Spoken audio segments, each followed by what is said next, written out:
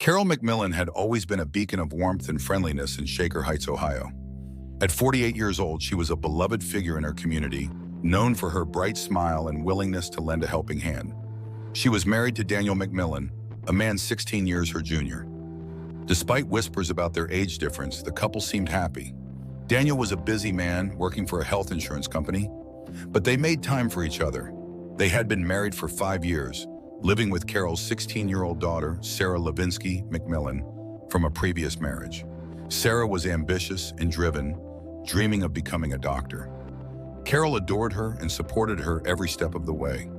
In the weeks leading up to her death, Carol was filled with excitement, planning a family vacation to Orlando. She couldn't stop talking about it, eagerly packing her suitcase with new clothes and sunscreen. But on the morning of April 17, 2019, that joy would come to a violent end. The day began as any other in Shaker Heights, cool, overcast, and quiet. At around 8:30 a.m., Sarah came downstairs to the kitchen, expecting to see her mother bustling around. Instead, she found Carol lying motionless on the cold, tiled floor. A can of Diet Pepsi, Carol's favorite drink, lay beside her, its sugary contents pooling slowly, the metallic scent mixed with the faint aroma of breakfast. Panic gripped Sarah as she screamed and called 911, her hands trembling as she pleaded for help. Paramedics arrived within minutes to find Sarah pacing frantically in the living room, tear-streaked and hysterical. The kitchen was deathly silent, except for the faint echo of Sarah's 911 call playing from her abandoned phone. The responders rushed to Carol's side, but there was nothing they could do. She was pronounced dead at the scene. Sarah, shattered, managed to call her stepfather Daniel, who was at work. His reaction was immediate and unhinged. He wailed uncontrollably, screaming into the phone. He promised to come home right away, but his grief seemed exaggerated, even in Sarah's state of shock. Detective Laura Ruch, a seasoned investigator known for her relentless pursuit of justice, arrived shortly after. Her eyes swept over the meticulously kept suburban home. Everything seemed in place. No signs of a break-in, no struggle, and Carol's purse sat untouched on the counter. The back door was locked from the inside. Yet something about the scene felt wrong. The Diet Pepsi can caught Ruch's eye. It was still nearly full, despite the small spill on the floor. She ordered the crime scene unit to bag the can and its contents for analysis, along with samples from the counter and floor. The house was photographed from every angle, capturing every minute detail. An autopsy was ordered. Although paramedics suspected a heart attack, Ruch was unconvinced. The oddity of the spilled soda gnawed at her, and she was determined to find out why. Investigators delved deeper, searching the house for anything amiss. Carol's phone was taken into evidence, and her recent calls and messages were flagged for its examination. Ruch could feel it in her gut. This was more than just a tragic death. Attention soon turned to those closest to Carol, starting with Daniel McMillan. At 32, Daniel was charismatic, attractive, and successful, with a reputation for being charming, sometimes too charming. He painted a picture of a loving husband devastated by his wife's death. But beneath his grief, Ruch sensed something darker, something calculated. The investigation was just beginning, and Ruch was determined to uncover the truth. The pieces were there, scattered and waiting to be assembled. A picture of betrayal, manipulation, and the fatal cost of blind trust. The story of Carol McMillan was far from over. The darkness lurking behind her warm smile was about to be laid bare. He appeared to have it all, a stable job, a beautiful home, and a loving family. But as the detectives dug deeper, they uncovered a much darker side of Daniel. He had met Carol 6 years earlier while working as a junior analyst at an insurance company. At the time, Carol was a widow, and Daniel's youthful charm and confidence had captivated her. They married a year later, and Daniel became the stepfather to Sarah, who was then 13. On the surface, their marriage seemed perfect, but friends began to notice that Daniel had grown increasingly distant from Carol over the past year.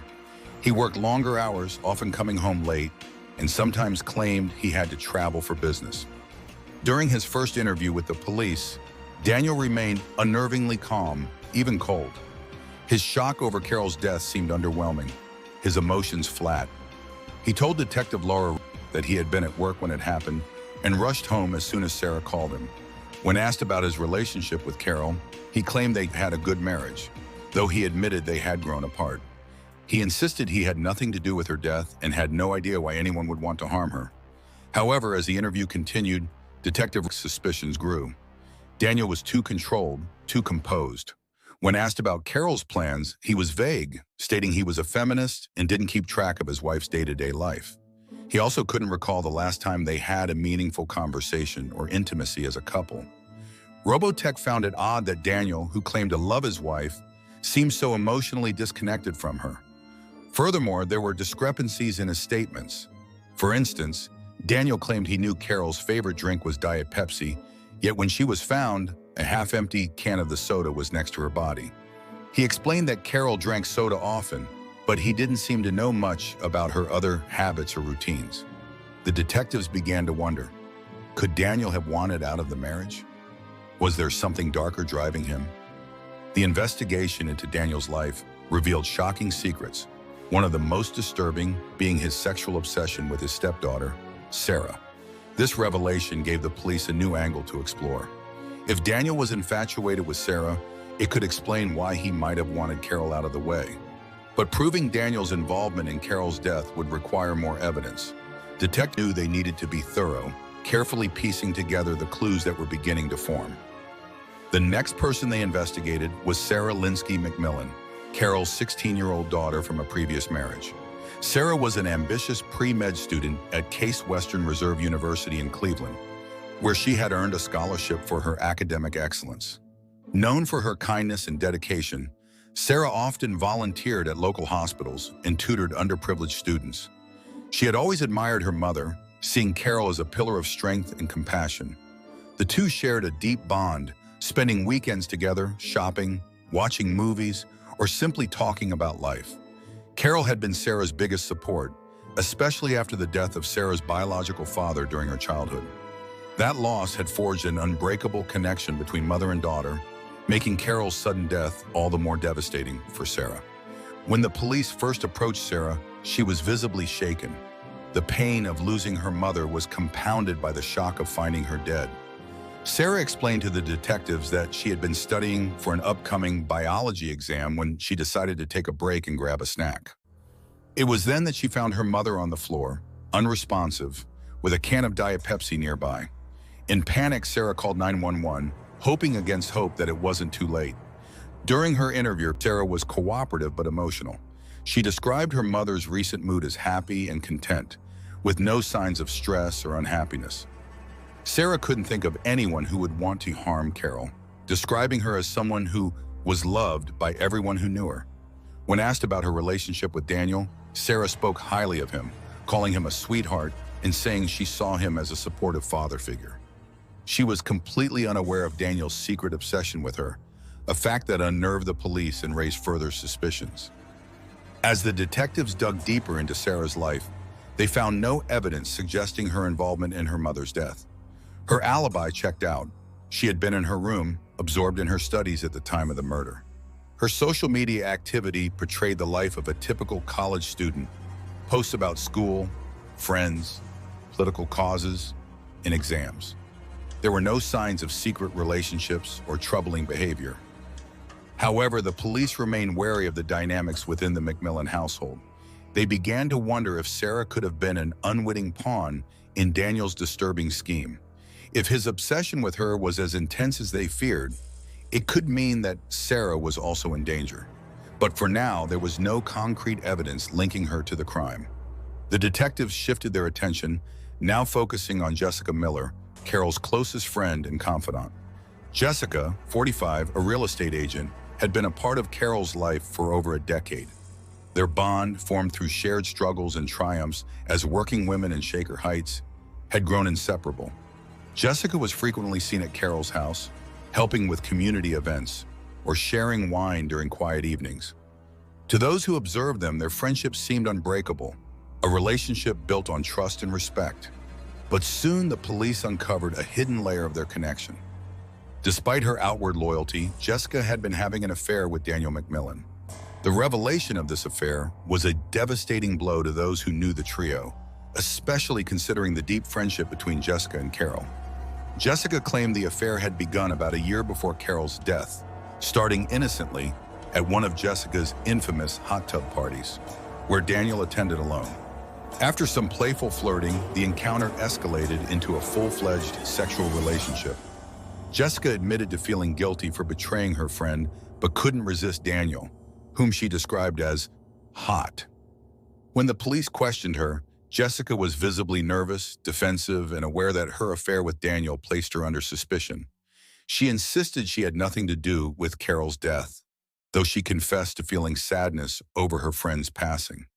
She even considered cutting back on her sexual encounters with Daniel out of guilt. But Jessica also revealed that Daniel had recently told her he was in love with someone else, leaving her heartbroken. She had no idea who the other woman was, but suspected it might be someone younger, possibly Sarah. The detectives pressed Jessica further, asking about her relationship with Daniel and her whereabouts on the day of Carol's death. She claimed she was at a real estate showing in Cleveland Heights and had clients who could confirm her alibi. The police confirmed this alibi, but they couldn't ignore the possibility that Jessica's jealousy and heartbreak over Daniel's shifting affections might have driven her to do something unthinkable. Despite her alibi, Jessica remained a person of interest. Her affair with Daniel and her closeness to Carol made her a complex figure in the case. The police now had to consider if Jessica's emotional turmoil could have led her to commit an act of violence. But without concrete evidence linking her to the crime, Jessica found herself caught between the guilt of her affair and the grief of losing her best friend. On April 27, 2019, just after 9 a.m., the weather in Shaker Heights was cold and gray, typical for an Ohio spring. As the investigation progressed, the detectives received a breakthrough. A toxicology report revealed that Carol McMillan's death was caused by cyanide poisoning. The lethal substance had been introduced into her can of Diet Pepsi, confirming her death as a deliberate act of murder. The discovery of cyanide shocked the investigators. This was not an impulsive crime, but a carefully planned act of malice. The police revisited the crime scene, focusing on the Diet Pepsi can and the surrounding kitchen area. Forensic experts were called in to analyze everything from the remnants of the drink to fingerprints on the can. Though no direct traces of cyanide were found in the kitchen, forensic experts discovered traces of the poison on the rim of the can, confirming it had been tampered with. But this finding only raised more questions. Who had access to cyanide, and how had they introduced it into Carol's drink without her noticing? The detectives delved into the backgrounds of all the suspects, looking for any indication of chemical knowledge or access to dangerous substances. They examined online searches and recent purchases that might suggest someone had been researching or acquiring cyanide. Cyanide wasn't something easily obtained, which indicated careful preparation. The suspects were re-interviewed, focusing on their potential knowledge of poisons and any suspicious behavior leading up to Carol's death. The case shifted into high gear as the detectives worked tirelessly to uncover who had the means and motive to carry out such a calculated murder. As the investigation unfolded, one name began to dominate: Daniel McMillan. The detectives were now closer than ever to uncovering the full extent of his involvement. Daniel McMillan's obsession had been festering for years, a twisted fixation on Sarah Levinsky McMillan, his own 16-year-old stepdaughter. Carol's beautiful, bright-eyed daughter was unaware of the darkness lurking behind Daniel's affectionate facade. He watched her with an unsettling intensity, craving a new life where Sarah would be his, unburdened by the presence of her mother. Carol, a loving wife blinded by trust, was nothing more than an obstacle standing in the way of Daniel's disturbing fantasy. Investigators had been thorough, but the breakthrough came when they analyzed Daniel's internet search history. For months, he had researched cyanide, where to buy it, how it worked, and the agonizing death it would bring. The digital trail was damning, revealing a meticulous plan that left no doubt of his intentions. He knew Carol's habits intimately, from her love for Diet Pepsi to the exact moment she would reach for a can after work, tired, thirsty, and unsuspecting. The day of the murder, he had slipped the poison into her drink, watching from the shadows as she took a sip. The effect was almost immediate. Carol's hand trembled, the can clattering to the floor as her breath came in ragged gasps. Panic flickered across her eyes, searching for comfort in the man she loved. But Daniel stood still, a cold satisfaction curling his lips as he watched her collapse. Minutes later, she was dead, her once vibrant eyes now staring blankly at nothing. It should have been the perfect crime, a heart attack, tragic but natural. But the toxicology report ripped through his deception, revealing cyanide's cruel fingerprints. When detectives confronted Daniel, he played the grieving husband with convincing precision. Denial dripped from his words, and for a moment they seemed uncertain. But when they laid out his search history, his twisted obsession with Sarah, and the traces of cyanide on the can, his facade crumbled. The mask fell away, revealing a man driven by desire and desperation. He had deluded himself into believing that removing Carol would free him to live out his sick fantasy with Sarah. Shaker Heights reeled from the revelation. Friends and neighbors who had once admired Daniel's charm and success were left grappling with the monstrous truth. The betrayal cut deep. Carol's trusted husband, the man she had shared her life with, had orchestrated her murder. But the darkest blow came to Sarah, who had to confront the horrifying reality of what her stepfather had desired. Grief and guilt consumed her as she grappled with how deeply she had misjudged him. Daniel McMillan's trial began on January 15, 2019, at the Cuyahoga County Court of Common Pleas. The courtroom was a battlefield where Assistant District Attorney James Leakey painted a damning picture of a man who would kill his wife to pursue a sick fantasy. Leakey laid bare the disturbing truth. Daniel's obsessive desire for Sarah, his months of planning, and the cold, calculated murder of Carol. The defense tried to weave a narrative of mental instability, claiming that Daniel was a broken man overwhelmed by stress and confusion. But the evidence was a towering monument of guilt. The search history, the cyanide traces, the manipulative pursuit of Sarah. It was undeniable. The trial was a brutal ordeal for Carol's family. Sarah sat in the front row every day, eyes red-rimmed and haunted. She listened as every vile detail of Daniel's obsession came to light. The whispers around her, a constant reminder of her stolen innocence. Witnesses spoke of Carol's warmth and kindness, her love for her family, and the violent betrayal that had ended her life. After days of testimony, the jury delivered their verdict on January 22, 2019, guilty of first-degree murder. The judge's sentence was swift and merciless. Life in prison without the possibility of parole. Daniel's fall from grace was complete. Once a beloved and member of the community, now a pariah locked away from the world he had tried to manipulate.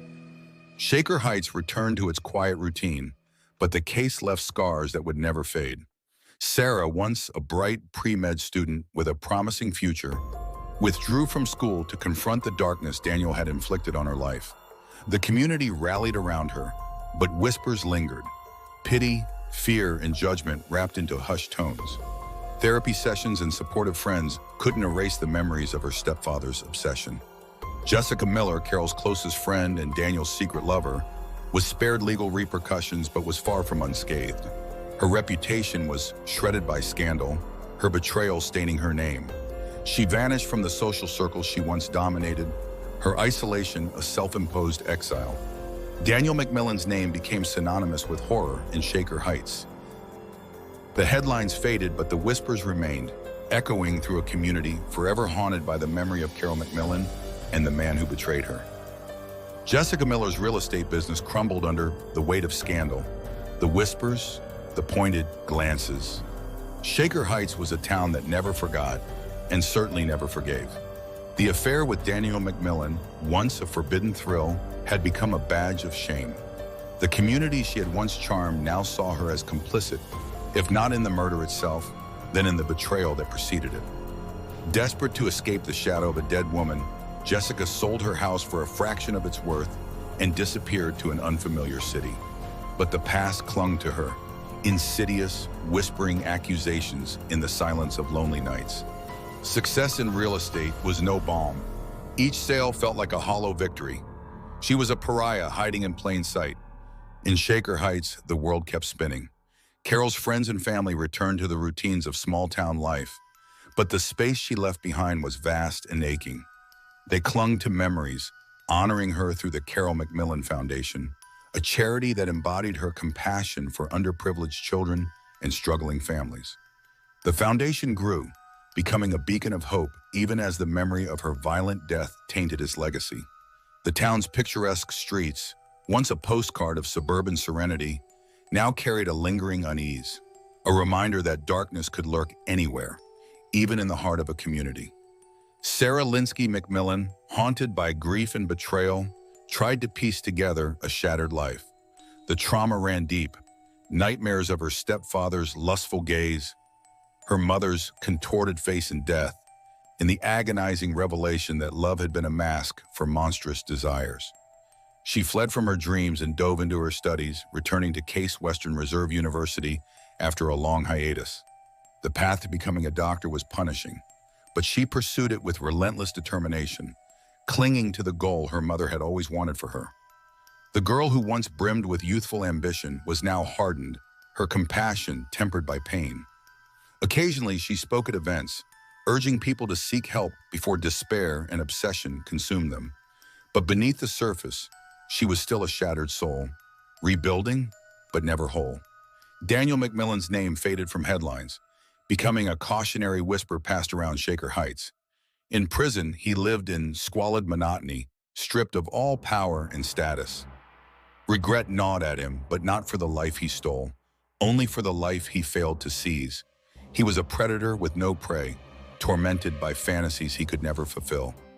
News of Sarah's resilience reached him sometimes, a bitter reminder of what he could never have. The man who once controlled his world was now at the mercy of steel bars and the crushing weight of his own darkness. Jessica and Sarah maintained a tenuous connection, bound by tragedy. The woman who had betrayed Carol became a surrogate confidant, clinging to Sarah as if redemption could be found in fractured companionship. Jessica tried to soothe Sarah's wounds, but guilt gnawed at her. She had been part of the betrayal, complicit in the chain of events that led to Carol's death. Sarah, meanwhile, wrestled with her conflicted feelings, comforted yet repulsed by the closeness. Their bond was a scar, thick and ugly, but unbreakable. Years passed and Shaker Heights returned to its idyllic facade. Yet beneath the picturesque streets and manicured lawns, whispers persisted. Carol McMillan's murder became a grim parable, a story to frighten children and fuel gossip. The Carol McMillan Foundation stood as a testament to her kindness, a fragile beacon against the encroaching dark. For Sarah, Jessica, and all who had been touched by tragedy, the pain lingered, echoes of a nightmare that would never truly end. The town moved on, but the shadows never left. The idyllic community had been irrevocably stained, and the memory of Carol McMillan would haunt it forever. Proof that darkness could thrive even in the most beautiful places.